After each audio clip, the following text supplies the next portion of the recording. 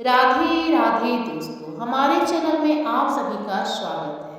दोस्तों, आप सभी जानते हैं कि 21 मार्च 2026 को गणगौर का त्यौहार है। तो चलिए जानेंगे शुभ मुहूर्त, पूजा विधि और कथा। दोस्तों, हिंदू धर्म में गणगौर का त्यौहार खास महत्व रखता है। यह पर्व मुख्य रूप से माता गौरी और भगवान शिव को समर्पित होता है। खास तौर पर राजस्थान, मध्य प्रदेश और उत्तर भारत में कई हिस्सों में महिलाएं इस दिन विशेष पूजा अर्चना करती हैं और अपने परिवार की सुख समृद्धि तथा पति की लंबी आयु के व्रत रखती हैं। हर साल गणगौर की सही तिथि को लेकर लोगों में थोड़ी उलझन रहती है। ऐसे में आइए जानते हैं, साल 2026 में गणगौर पूजा 20 मार्च को है या 21 मार्च को।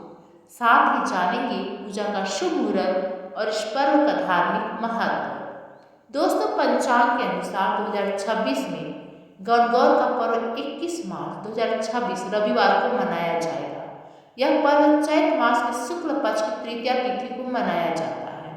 इस दिन तृतीया तिथि की शुरुआत 21 मार्च को सुबह 2:30 पर होगी और यह तिथि 21 मार्च को रात 11:56 तक रहेगी। इससे धार्मिक मान्यताओं के अनुसार गणगौर पूजा इसी दिन करना शुभ माना जाएगा। गणगौर के दिन पूजा के लिए कुछ विशेष शुभ मुहूर्त बताए गए हैं, जिनमें पूजा करना अधिक फलदायी माना जाता है। दोस्तों, गणगौर का पर्व विशेष रूप से महिलाओं के लिए महत्वपूर्ण माना जाता है। विवाहित महिलाएं इस दिन अपने पति की लंबी उम्र और सुखी वैवाहिक जीवन के लिए माता गौरी की पूजा करती है, जबकि अविवाहित लड़कियां अच्छे जीवन साथी की कामना से यह व्रत रखती हैं। इसमें महिलाएं पारंपरिक वेशभूषा धारण करती हैं, माता गौरी और भगवान शिव की प्रतिमा या मिट्टी की मूर्तियों की पूजा करती हैं और लोकगीत गाकर उत्सव मनाती हैं। कई स्थानों पर गणगौर की शोभा यात्रा भी निकाली जाती है, जो इस त्यौहार को और भी खास बना देती है। दोस्तों, चलिए आगे हम जानेंगे गणगौर पूजा की कथा। दोस्तों, एक बार भगवान शंकर तथा माता पार्वती जी नारद जी के साथ भ्रमण को निकले। चलते चलते चैत्र शुक्ल तृतीया के दिन एक गांव में पहुंच गए। उनके आगमन का समाचार सुनकर गांव की श्रेष्ठ कुलीन स्त्रियां उनके स्वागत के लिए स्वादिष्ट भोजन बनाने लगी। भोजन बनाते बनाते उन्हें काफी विलंब हो गया, किंतु साधारण कुल की स्त्रियां श्रेष्ठ कुल की स्त्रियों से पहले ही थालियों में हल्दी तथा अक्षत लेकर पूजन हेतु पहुंच गई। माता पार्वती जी ने उनके पूजा भाव को स्वीकार करके सारा सुहाग रस उन पर छिड़क दिया। वे अटल सुहाग प्राप्ति का वरदान पाकर लौट गए।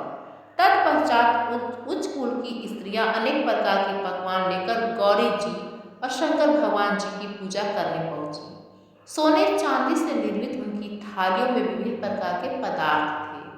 उन स्त्रियों को देखकर भगवान शंकर ने माता पार्वती से कहा, तुमने सारा सुहाग रस तो साधारण कुल की स्त्रियों को ही दे दिया, अब इन्हें क्या दोगे?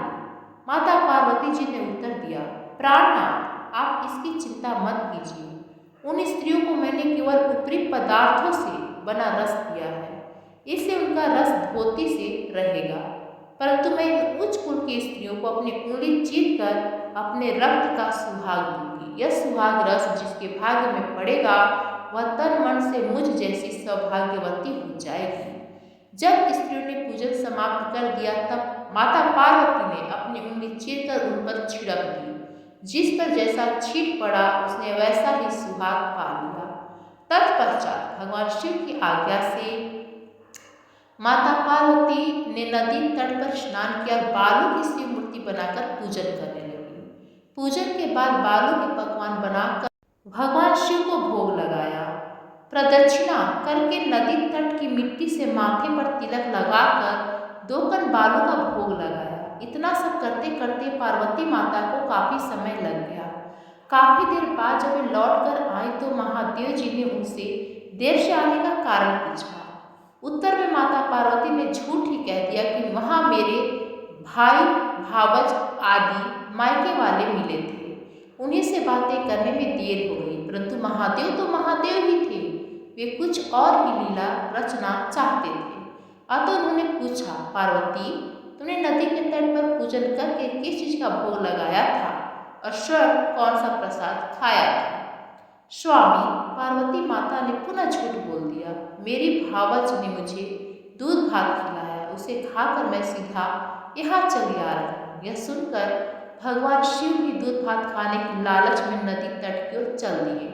माता पार्वती दुविधा में पड़ गई।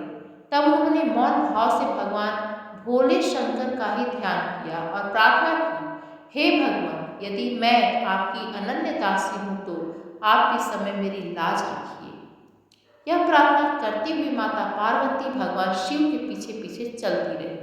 उन्हें दूर नदी के तट पर माया का महल दिखाई दिया। उस महल के भीतर पहुंचकर वे देखती हैं कि वहां शिव भगवान के सारे तथा सलहज आदि सब परिवार उपस्थित है। उन्होंने गौरी तथा शंकर का भावभीना स्वागत किया।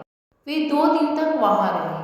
तीसरे दिन माता पार्वती ने शिव भगवान से चलने के लिए कहा, पर शिव भगवान तैयार नहीं हुए। वे अभी और रुकना चाहते थे। तब माता पार्वती जी रूठकर अकेले ही चल दी। ऐसी हालत में भगवान शिव जी को माता पार्वती के साथ चलना पड़ा। नारद जी भी साथ साथ चल दिए। चलते चलते बहुत दूर निकल आए। उस समय भगवान सूर्य अपने धाम पश्चिम को पधार रहे थे। अचानक भगवान शंकर माता पार्वती से बोले, मैं तुम्हारे मायके में अपनी माला भूल आया। ठीक है, मैं ले आती हूँ, माता पार्वती ने कहा और जाने को तत्पर हुई। परंतु भगवान ने उन्हें जाने की आज्ञा न दी और इस कार्य के लिए ब्रह्मपुत्र नारद जी को भेज दिया। परंतु वहां पहुंचने पर नारद जी को कोई महल नजर न आया। वहां तो दूर तक जंगल ही जंगल था, जिसमें हिंसक पशु विचर रहे थे।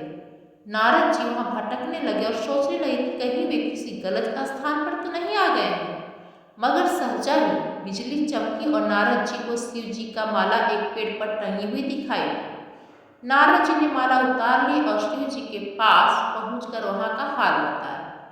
शिव भगवान हर्ष कर कहे, नारद, यह सब पार्वती की ही लीला है। इस पर माता पार्वती बोली, मैं किस योग्य हूँ? तब नारद जी ने सिर झुकाकर कहा, माता, आप पतिव्रताओं में सर्वश्रेष्ठ हैं। आप सौभाग्यवती समाज में आदि शक्ति हैं। यह सब आपके पतिव्रत का ही प्रभाव है। संसार की स्त्रियां आपके नाम स्मरण मात्र से ही अटल सौभाग्य प्राप्त कर सकती हैं और समस्त सिद्धियों को बना तथा मिटा सकती हैं। तब आपके लिए कर्म कौन सी बड़ी बात है? महामाय, गोपनीय पूजन अधिक शक्तिशाली तथा सार्थक होता है। आपकी भावना तथा चमत्कारपूर्ण शक्ति को देखकर मुझे बहुत प्रसन्नता हुई है। मैं आशीर्वाद रूप में कहता हूँ कि जो स्त्रियां इसी तरह गुप्त रूप से पति का पूजन करके मंगल कामना करेंगी, उन्हें महादेव जी की कृपा से दीर्घायु वाले पति का संसर्ग मिलेगा। तो दोस्तों, आप लोग को यह कहानी कैसी लगी हमें कमेंट्स करके जरूर बताएं और यदि पसंद आए तो हमारे चैनल को like, comment, share and subscribe जरूर कर दें। धन्यवाद दोस्तों।